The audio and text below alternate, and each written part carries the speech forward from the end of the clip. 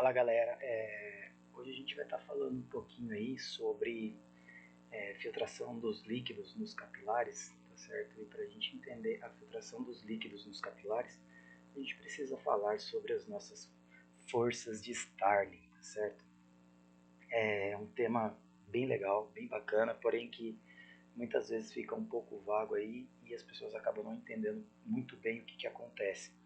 E é muito importante a gente conhecer as forças de Starling para a gente falar de patologias como o edema, por exemplo, tá certo, pessoal? Então, vamos lá tentar explicar de uma forma bem resumida, bem simplificada, para que vocês consigam entender essas forças de Starling.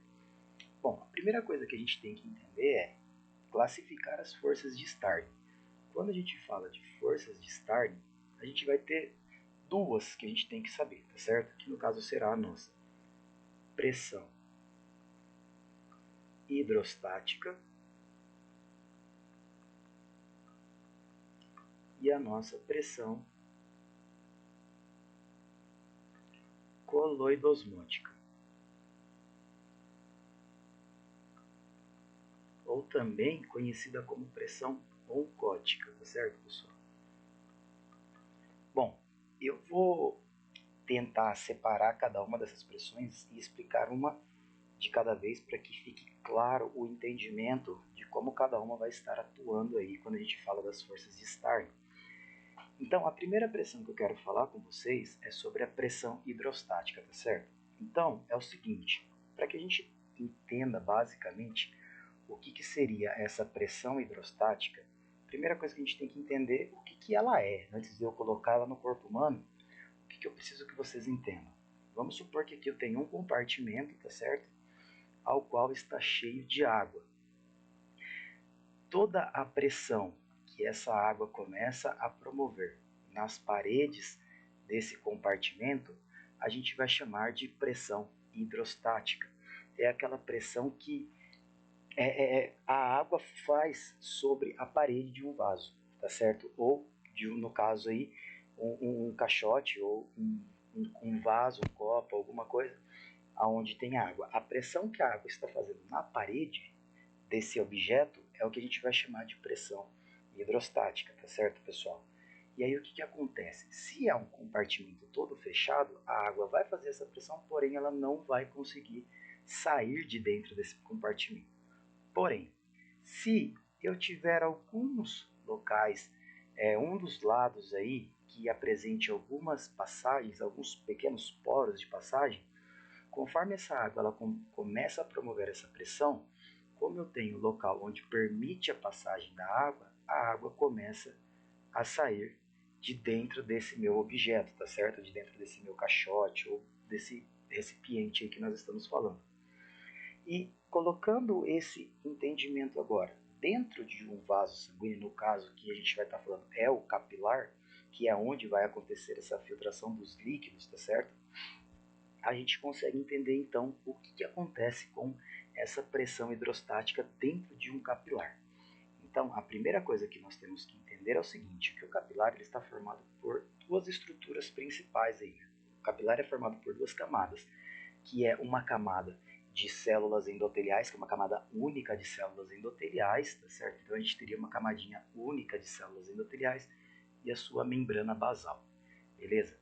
Pensando nisso, então, a outra coisa que a gente precisa conhecer sobre os capilares é o seguinte, o capilar ele vai ter o seu extremo arterial e vai ter o seu extremo venoso, tá certo, pessoal?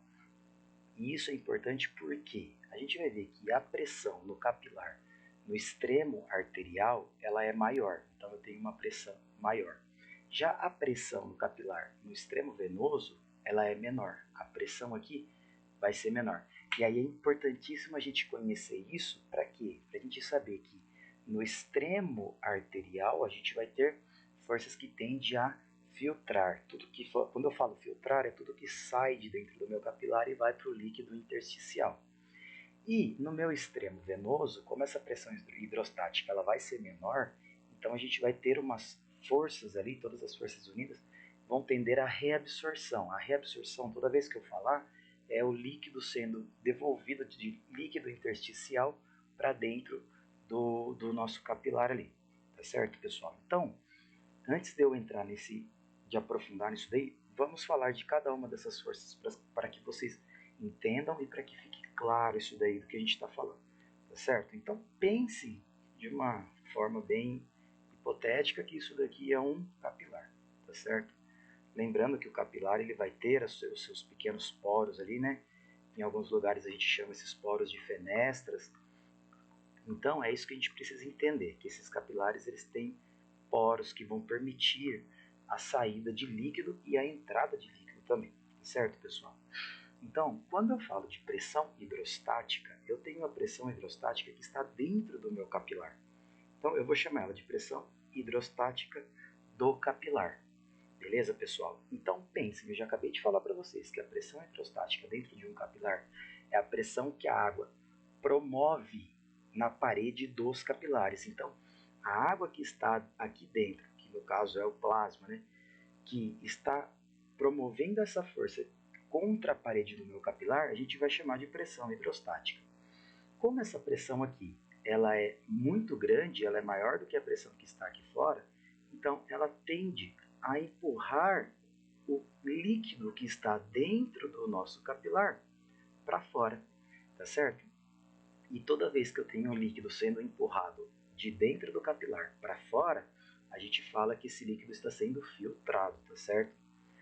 Porém, eu tenho uma outra força que tende a se opor à minha pressão hidrostática do capilar, que seria a minha pressão hidrostática do líquido intersticial, tá certo, pessoal? Que é a mesma coisa, é o mesmo entendimento, tá certo? Então, é uma força que vai ser gerada pela água ali, porém que tende a empurrar a água que está no líquido intersticial para dentro do meu capilar. E toda vez que a água ela é empurrada de líquido intersticial para dentro do capilar, a gente vai estar falando de reabsorção. O que a gente precisa entender aqui, quando a gente traz esse entendimento para o corpo humano, é o seguinte, que quando foram feitas as medições dessas pressões aí, vários foram os métodos utilizados, tá certo? E os pesquisadores, os cientistas conseguiram chegar a um entendimento de como que elas aconteceriam em relação à pressão hidrostática do líquido intersticial. O que acontece? A gente vai ver que essa pressão, ora ela vai ser positiva, ora ela vai ser negativa. E quando que eu vou ter essa pressão positiva, quando que eu vou ter essa pressão negativa? Eles viram que órgãos que estão envolvidos por uma cápsula, como o rim, o fígado, o próprio encéfalo, tá certo? Que tem a sua cápsula que está envolvendo. Esses órgãos, graças a essa cápsula, por exemplo, aqui a gente tem o nosso rinzinho, tá certo? Lembrando que o rim ele é envolvido pela sua cápsula. E essa cápsula, pessoal, ela promove uma pressão positiva para dentro do nosso rim, tá certo? Ela promove uma pressão positiva para dentro do nosso rim. E aí, essa pressão, quando ela começa a empurrar o nosso rim ali, o que acontece? Faz com que a pressão hidrostática do líquido intersticial dentro do rim seja positiva. E aí eles viram que a pressão que essa cápsula conseguia promover para dentro do nosso rim, como se estivesse querendo espremer o nosso rim, é uma pressão de aproximadamente mais 13 milímetros de mercúrio, tá certo? E eles viram que a pressão do líquido intersticial em relação a essa pressão da cápsula sempre é um pouco menor. Eles chegaram lá dentro do rim e viram que a pressão aproximada ali do líquido intersticial, a pressão hidrostática do líquido intersticial dentro do nosso rim, pessoal, ela vai ser aproximadamente ali de mais 6 milímetros de mercúrio, tá certo? Ela é sempre um pouco menor do que a pressão que está forçando esse nosso órgão. Então, eu tenho uma cápsula que está tentando comprimir o meu rim. Por isso, aqui o que eu quero que vocês entendam. Pensa que se eu estiver tentando espremer o meu rim, a minha pressão hidrostática do líquido intersticial, ela vai estar sendo empurrada para dentro, tá certo? Ela tenta ser empurrada para dentro. Só que a pressão hidrostática do líquido intersticial não é a mesma da pressão que é promovida pela cápsula, tá certo? A da cápsula sempre vai ser maior, tá certo? Bom, só que esse entendimento já não vale para a nossa pele, tá certo, pessoal? Por quê? Quando a gente se refere à pele, que é onde a gente tem a maior parte dela é formada por tecido subcutâneo frouxo, tá certo? Quem vai promover essa pressão sobre a nossa pele vai ser a pressão atmosférica, tá certo? Então, sobre a pele, essa pressão que a gente acabou de falar aqui, ó, quem vai exercer essa pressão é a pressão atmosférica. E a gente fala que a pressão atmosférica ela é nula, ela é zero, tá certo? Quando a gente vai trazer para esse entendimento aqui. Então, se eu colocar que a pressão atmosférica ela é 0 milímetros de mercúrio, tendo em conta que a pressão hidrostática do líquido intersticial é sempre menor do que a pressão que está fazendo a força ali, então nesse caso da pele, pessoal, no tecido subcutâneo frouxo, a gente vai ter uma pressão hidrostática negativa. E a gente vai ver aqui na pele, ou nesses, vamos colocar no tecido subcutâneo frouxo, tá certo? Que é a maior parte do nosso corpo, a gente vai ter uma pressão negativa de menos 3 milímetros de mercúrio. Olha só que legal. E quando eu tenho a minha pressão hidrostática negativa, ao invés de eu mandar esse líquido de líquido intersticial para dentro do meu capilar, eu vou promover o contrário, pessoal. Eu começo a puxar esse líquido de dentro, porque a pressão de dentro do capilar ela é maior do que a pressão que está tentando empurrar de fora para dentro. Então, ela acaba ajudando com que esse líquido que está dentro do meu capilar seja puxado de volta para fora, tá certo? E aí, quando ela for negativa aqui, a gente não vai dar o nome de pressão hidrostática para ela. A gente vai chamar essa pressão negativa de pressão negativa do líquido intersticial, tá certo? Então, a gente vai ver que na maioria dos casos ela vai ser menos 3 milímetros de mercúrio. Bom, então aqui a gente já tem um pequeno entendimento sobre a pressão hidrostática, tá certo? Que é a pressão que a água vai exercer empurrando contra as paredes desse vaso aí que a gente está falando. Ou se ela de dentro do capilar para fora ou de fora para dentro do capilar. E a gente também agora acaba de entender de onde surge essa pressão negativa aqui que a gente acabou de falar, tá certo, pessoal? Bom, isso são as pressões hidrostáticas. Agora, a gente precisa também conhecer a pressão coloidosmótica, tá certo? Ou mais conhecida também como pressão oncótica. Então, o que a gente vai pensar? No mesmo exemplo aqui. Pensa que nós temos o nosso capilarzinho, tá certo? E esse capilarzinho aqui, ele também tem as suas fenestras, os seus pequenos poros, ao qual permite.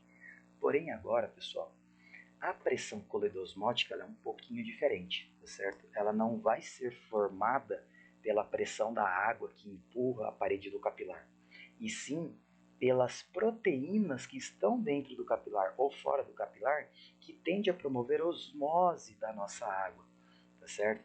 Então, olha só que legal. Quando a gente fala de pressão coloidosmótica, o principal cara que vai formar essa pressão que a gente está falando, pressão coloidosmótica, são as nossas proteínas, tá certo? E a principal proteína plasmática que a gente vai ter é a albumina. Então, essa é o principal responsável pela formação da nossa pressão coloidosmótica. Apesar que a gente também tem as globulinas, fibrinogênio, que representam 20% aí que ajuda nessa força, mas a principal é a nossa albumina, tá certo, pessoal? E o que acontece? As proteínas, elas têm cargas negativas e, detalhe, proteína, ela é bem maior do que aquele pequeno poro que a gente está falando ali no nosso capilar. Então a proteína ela não consegue sair de forma fácil de dentro de um capilar para o nosso líquido intersticial, tá certo? Então a proteína ela acaba ficando dentro do nosso capilar. E aí a gente começa a ter um acúmulo de proteínas dentro do nosso capilar, tá certo? E o acúmulo dessas proteínas aí começa a gerar uma força osmótica, beleza, pessoal? Então a gente fala o seguinte: quando a gente, o próprio nome já diz, né? Pressão coloidosmótica. Quando a gente se refere ao nome coloides, o que isso daqui quer dizer? Coloides, pessoal, são moléculas com grande peso molecular, no caso, as proteínas, tá certo?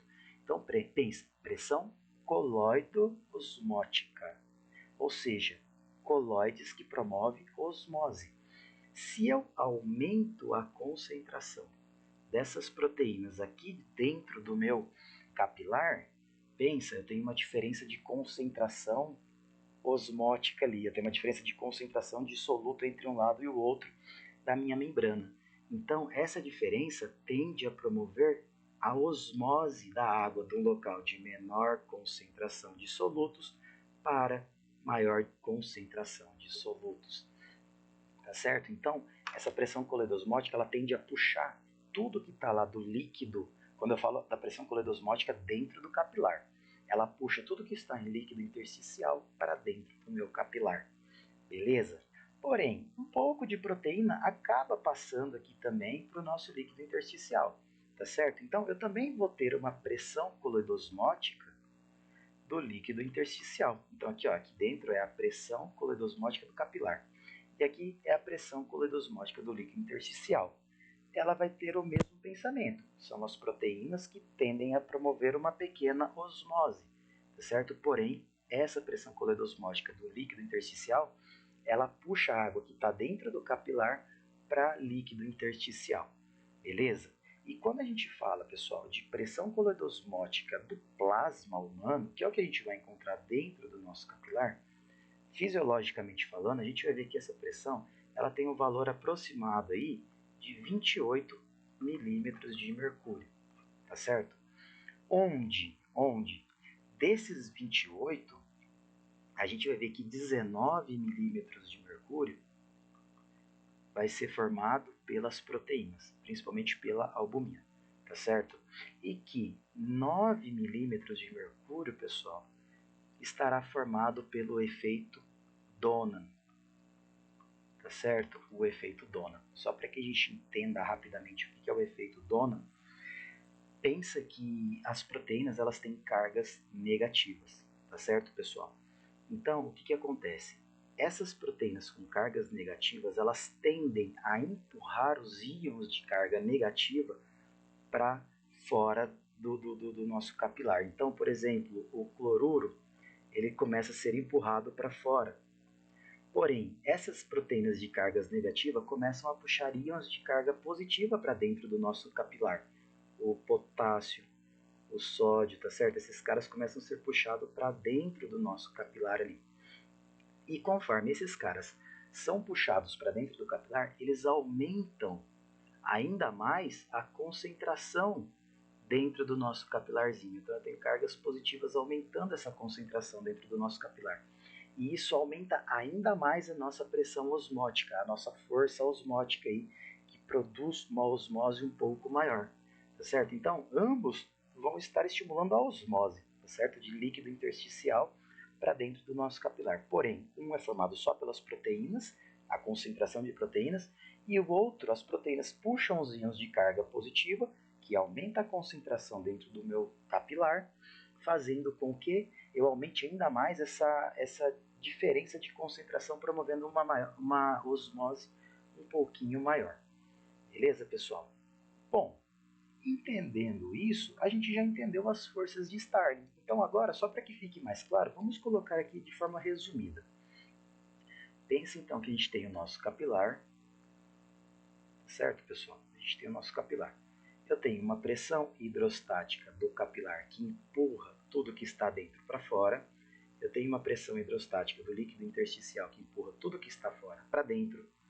Eu tenho uma pressão coloidosmótica do capilar que puxa tudo que está lá fora para dentro, e eu tenho uma pressão coloidosmótica do líquido intersticial que puxa tudo que está lá dentro para fora, além da nossa pressão negativa do líquido intersticial que puxa o que está lá dentro para fora, tá certo? Então, essas são as forças de Starling.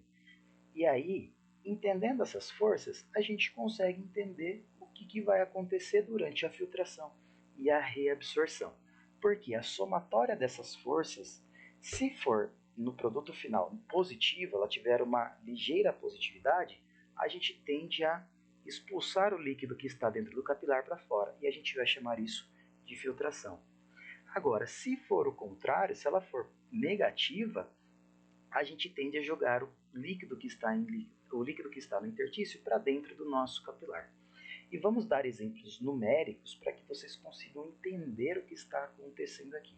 Com números fica mais fácil da gente entender, tá certo? Então, pensem aí, novamente, que a gente tem o nosso capilar, e o exemplo que eu vou dar é do tecido, é da pele, tá bom, pessoal? Que eu não quero entrar a nível renal ainda, porque no rim é um pouco diferente, no cérebro é um pouco diferente.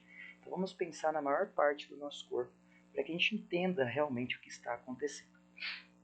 Bom, quando a gente fala de forças de filtração,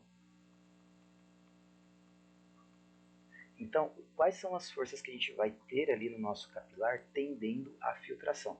Lembrando que aqui a gente está falando do extremo do capilar arterial, tá certo? O extremo arterial do capilar. Então a gente vai ter uma pressão hidrostática do capilar aqui, pessoal, de 30 milímetros de mercúrio, que tende a empurrar para fora, tá certo? Além dessa força aí, a gente também vai ter a nossa pressão negativa do líquido intersticial. Lembrando que a gente está falando da pele, e na pele a gente tinha uma pressão negativa, ela não era pressão hidrostática, tá certo? Que aqui a gente já viu que ela é de menos 3 milímetros de mercúrio. Então ela puxa o que está lá dentro para fora, tá certo? Porém ela se soma a essa outra força aqui, ó. Beleza? E a gente também vai ter uma terceira força, que é a pressão coloidosmótica do líquido intersticial, que no caso a gente vai ter aqui uma pressão de 8 milímetros de mercúrio, puxando tudo que está lá dentro para fora, tá certo? Então eu tenho três forças puxando o que está de dentro do capilar para fora. E apenas uma força, que é a pressão coloidosmótica do capilar, que é 28 milímetros de mercúrio, que vai estar puxando tudo que está lá fora para dentro. Então agora, pensa comigo, pessoal. A gente vai ter uma força de 30 milímetros de mercúrio, mais uma força de 3 milímetros de mercúrio, mais uma força de 8 milímetros de mercúrio, que tendem a jogar tudo que está dentro do capilar para fora, tá certo? Para fora do capilar. E a soma de todas essas forças aí, a gente vai ter uma pressão de aproximadamente 41 milímetros de mercúrio, tá certo? Que joga para fora do nosso capilar. E apenas uma força de 28 milímetros de mercúrio que joga para dentro do nosso capilar, que é a pressão hidrostática de dentro do capilar, que a gente já falou de 28 milímetros de mercúrio, tá certo? O que acontece aqui, pessoal? Uma força anula a outra e o que sobra é 13 milímetros de mercúrio. Então, 41 menos 28 sobra 13 milímetros de mercúrio. Porém, esse é 13 milímetros de mercúrio, ele é positivo, tá certo? Então, é uma força de 13 milímetros de mercúrio que tende a empurrar o que está dentro do capilar para fora. Então, a gente vai chamar essa força aí de força efetiva, tá certo? De força de filtração efetiva, é uma pressão de filtração efetiva que empurra o que está dentro do capilar para fora do capilar. Então, como a pressão que está empurrando de dentro para fora é maior do que a que está empurrando de fora para dentro, no caso, então, aqui a gente tem uma maior saída de líquido de dentro do nosso capilar para fora. Então, a gente vai ter filtração, certo? A gente tem uma filtração, beleza? Isso quando a gente fala do extremo arterial do nosso capilar. Agora, quando a gente começa a falar do extremo venoso do nosso capilar, a história muda um pouquinho, tá certo, pessoal? Aqui a gente já não vai mais falar, então, de pressão e de filtração. A gente vai falar de pressão ou força de reabsorção, tá certo? Pressão ou força de reabsorção. Lembra que eu falei que no extremo arterial do capilar as pressões hidrostáticas são maiores. e no extremo venoso do capilar as pressões hidrostáticas serão menores. E é o que a gente vai ver aqui, pessoal. Então, ó, a pressão hidrostática do capilar dentro do extremo venoso, ela é apenas de 10 milímetros de mercúrio. Olha a diferença, empurrando para fora, tá certo? Aí eu também tenho aquela pressão negativa do líquido intersticial, que é o de menos 3, que a gente falou, que está puxando tudo que está lá dentro para fora. E além do mais, a gente também tem a nossa pressão coloidosmótica do líquido intersticial, que aqui também continua a mesma, tá certo? 8 milímetros de mercúrio puxando o que está lá dentro para fora. Porém, eu tenho a minha pressão coloidosmótica do capilar de 28 milímetros de mercúrio, que puxa o que está lá no líquido intersticial para dentro do nosso capilar. Beleza? E aí o que acontece? Na somatória final, o que a gente vai ter?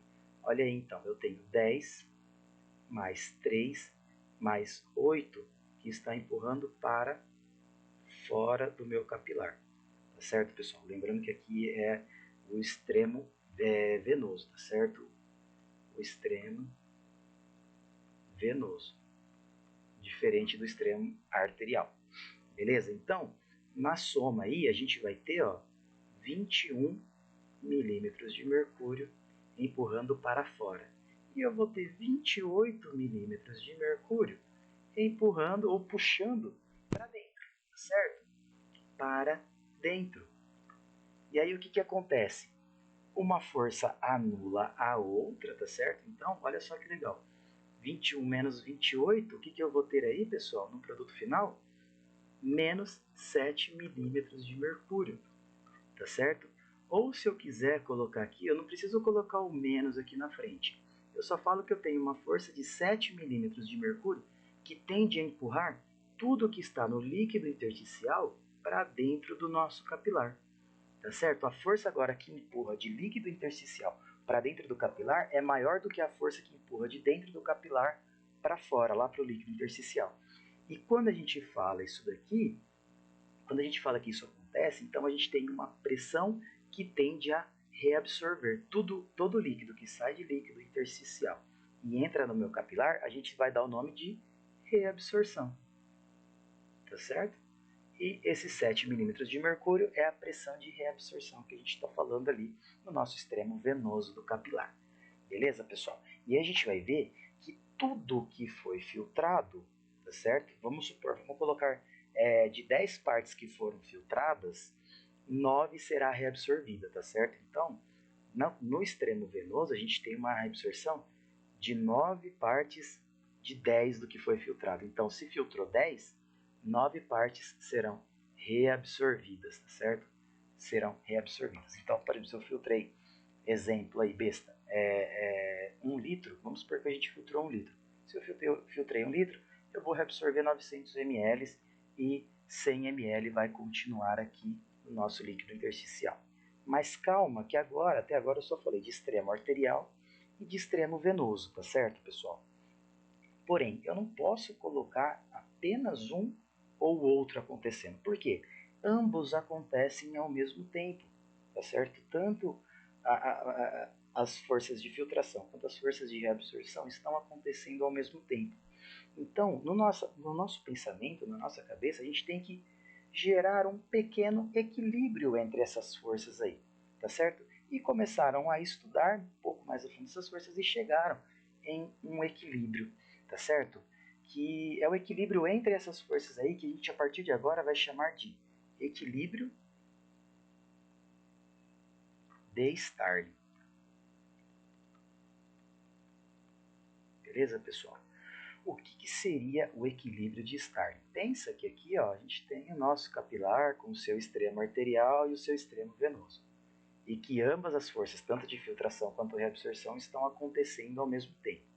Então a gente vai ver que a gente acaba gerando um certo equilíbrio quando a gente pega de uma forma geral todos os capilares do nosso corpo. E aí essas pressões, elas acabam alterando um pouquinho. No equilíbrio, o que a gente vai ter aqui que a gente está falando, tá certo? As pressões são as mesmas, mas o que altera são os valores. Então eu tenho uma pressão hidrostática do capilar, porém é uma pressão hidrostática média, do capilar, tá certo? Então eu vou até colocar um Mzinho aqui, ó. Pressão hidrostática capilar média, que é o equilíbrio que a gente está falando. E essa pressão agora, pessoal, a gente vai ver que ela é 17,3 milímetros de mercúrio. E é uma pressão que empurra o que está dentro do capilar para fora. Ela está filtrando. Tenho a minha pressão negativa do líquido intersticial, que a gente já sabe que é menos 3 milímetros de mercúrio, puxando o que está lá dentro para fora. E temos a nossa pressão coloidosmótica do líquido intersticial, que é, no caso aqui, de 8 milímetros de mercúrio, puxando o que está lá dentro para fora. E a nossa pressão coloidosmótica do capilar, que vai ser de 28 milímetros de mercúrio, puxando o que está fora para dentro, ou seja, tendendo à reabsorção. E num produto final, olha só que legal que a gente vai ter agora. 17,3 mais 3 mais 8, olha só, a gente vai ter 28,3 milímetros de mercúrio empurrando para fora, tá certo? Então, filtrando. E a gente vai ter 28 milímetros de mercúrio empurrando para dentro, tá certo, pessoal? Empurrando de volta, que a gente vai chamar de reabsorção. Uma força menos a outra, uma acaba anulando a outra, e o que sobra para a gente aí, 0,3 milímetros de mercúrio. Olha só que bacana esse valor aqui, pessoal. Essa é a força efetiva de filtração que a gente vai ter quando a gente tem o equilíbrio de Starling. Então, ó, a força efetiva de filtração, ela será, no equilíbrio, 0,3 milímetros de mercúrio, que é o que acontece em quase todo o nosso corpo. Ah, Thiago, então você quer dizer que sempre eu vou ter uma força maior empurrando para fora. Beleza, certo? E, poxa, mas e aí? E aquele líquido que eu...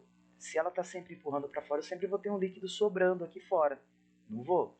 Perfeito, a gente sempre vai ter uma parte sendo filtrada, uma parte sendo reabsorvida, porém, eu acabei de falar para vocês que de 10 partes que são filtradas, apenas 9 são reabsorvidas. Então, se eu filtrar 1000 ml, apenas 900 será reabsorvido, e vai sobrar 100 ml ali no meu líquido intersticial, tá certo? E esses 100 ml que vai sobrar aí, não é um valor exato, só estou falando um valor para ficar fácil o entendimento. Porém, esse líquido que acaba sobrando ali no nosso interstício, pessoal, é o que a gente vai chamar de linfa, tá certo? Então, agora você já entende como a linfa vai ser formada. Pensa que nós temos ali o nosso capilar, tá certo? Que tem uma força filtrando e uma força reabsorvendo. A força de filtração ela é um pouquinho maior do que a força de reabsorção. Então, entre as nossas células, acaba sempre ficando um pouco de líquido que não foi reabsorvido de volta, beleza? Esse líquido que não foi reabsorvido de volta, que fica ali no nosso interstício, é o que a gente vai chamar de linfa, tá certo? E essa linfa, a partir desse momento, ela vai começar a ser drenada por quem? Pelos nossos vasos linfáticos. Lembrando que começa pelos nossos capilares, depois a gente vai lá para o nosso ducto torácico. Então, essa linfa começa a ser absorvida, tá certo? E a gente vai ver que a gente tem aí uma produção diária de linfa mais ou menos de 2 a 3 litros por dia, tá bom? A gente forma de 2 a 3 litros por dia de linfa que será produzido e será reabsorvido. E olha só, quando esse ductozinho linfático começa a puxar essa linfa, pessoal, ele começa a puxar a linfa, pensa que é uma força de sucção do interstício para dentro do ducto linfático, do nosso capilar linfático. Então, o capilar linfático ele também acaba ajudando a promover uma pequena negatividade nessa pressão do líquido intersticial, tá certo? Basicamente, é isso que acontece quando a gente se refere quando a gente fala das forças de Starling. Esse é o entendimento básico, tá certo, pessoal? E aí, para entender um edema, é só pensar o seguinte: eu preciso conhecer as forças de Starling. Conhecendo as forças de Starling, eu consigo trabalhar com o edema agora. Por quê? O edema é qualquer alteração que eu tiver nessas forças aí, pessoal, eu vou ter o extravasamento muito maior de líquido do meu vaso ali para fora, lá para o meu líquido intersticial, promovendo um acúmulo muito grande de líquido no meu líquido intertício. E isso será o famoso edema. E só para que vocês tenham um pequeno exemplo aí, pessoal, um exemplo básico. Pensa que aqui, ó, a gente tem um trombo obstruindo a passagem do sangue. Então o sangue ele chega aqui e não consegue passar. Ele começa a empoçar aqui desse nosso capilar, tá certo? Começou a empoçar o sangue e eu começo a aumentar o volume de água no nosso capilar. Pessoal, pensa que a água ela começa a aumentar o volume e começa a aumentar a sua pressão sobre as paredes do vaso. Então, se eu tenho um trombo aqui, eu tenho um aumento da minha pressão hidrostática dentro do capilar. Se eu tenho um aumento da pressão hidrostática dentro do capilar, eu começo a filtrar muito, eu começo a jogar muito líquido para fora. E esse líquido ele não vai conseguir ser reabsorvido para o vaso e nem ser drenado pelo meu ducto linfático. Ele começa a acumular no líquido intersticial e isso gera um edema. Outro exemplo bem legal para que vocês entendam aí também é quando a pessoa ela tem algum problema aí, no caso de uma cirrose hepática, por exemplo, que o fígado da pessoa perde suas funções, e lembrando que o fígado é o principal responsável pela produção das proteínas, tá certo? Então, o que vai acontecer? Essa pessoa terá uma diminuição das proteínas do corpo, da produção de proteína. Então, se diminui proteínas, o que eu tenho que lembrar, pessoal? A pressão coloidosmótica do capilar ela é formada por proteínas. Se eu diminuir proteínas, eu diminuo essa pressão coloidosmótica. Então, a força que puxa o que está no líquido intersticial para dentro, ela irá diminuir. E as forças de pressão, as forças de filtração serão muito maiores do que essa força de reabsorção agora, tá certo? Isso também pode gerar um edema. Outro detalhe é uma obstrução nos nossos ductos linfáticos. Se os linfáticos estão obstruídos, tá certo? Eu não consigo drenar aquela linfa que foi produzida, acaba gerando um acúmulo ali também de líquido no nosso intertício. Beleza, galera? Muito obrigado a todos aí, espero que tenham gostado dessa nossa aula, que tenha ficado claro. Nos vemos numa próxima aí. Um abraço.